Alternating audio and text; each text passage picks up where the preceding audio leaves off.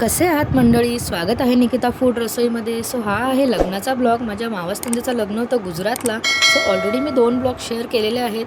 हा होता लग्नाचा ब्लॉग. 3 तारखेला होतं लग्न. हे इथं रुखवत मांडलेलं होतं. छान आम्ही रूमवरून इथून असं तयार वगैरे होऊन निघालो मग लग्नासाठी.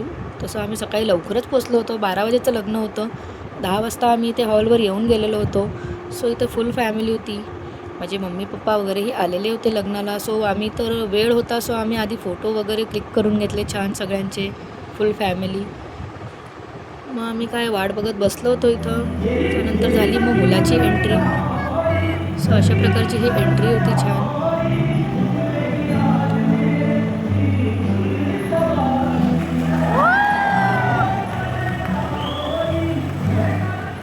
त्यानंतर मग थोडेफार विधी स्टार्ट झाले. मग मुलीची अजून एंट्री झालेली नव्हती. सो आम्ही मग वाट बघत होतो इथे. सो इथं स्टार्टर ज्यूस वगैरे बरंच काही काही चालू होतं. सो थोडं थोडं ते पण एन्जॉय करत होतो. सो त्यानंतर झाली मग मुलीची एंट्री, माझ्या नंदीची एंट्री झाली. सो त्यानंतर मग फेरे वगैरे स्टार्ट झाले. लग्नाच्या सगळ्या विधी स्टार्ट झाल्या इथे. सो लग्नाला जवळजवळ इथे संध्याकाळचे 6 वाजले सगळं आवरत करत. लग्न तर बरोबर टायमात लागलं होतं. 12 वाजता लग्न लागलं होतं. पण बाकीच्या ज्या विधीज असतात ते सगळं आवरत करत 6 वाजले. सो त्यानंतर आम्ही तुटून पडलो इथे स्टार्टर्सवर. बरंच काही होतं इथे. हे कसले तरी चाट बास्केट, सूप्स वेगवेगळ्या प्रकारचे होते. इथं निहांची तर फक्त मस्तीच चालू होती.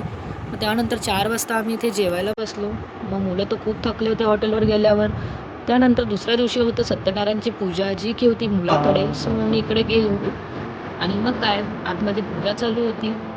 सो थोडासा आम्ही इथे टाईमपास करत म्हणजे फोटोशूट वगैरे, मग थोडेसे स्लो मोशन व्हिडिओज वगैरे क्लिक केले.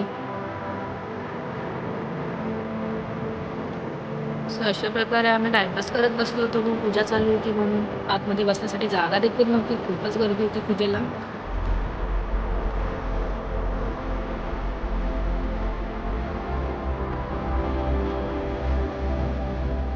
सो इथे असे थोडेसे व्हिडिओज करून घेतले स्लो मोशन वगैरे मध्ये.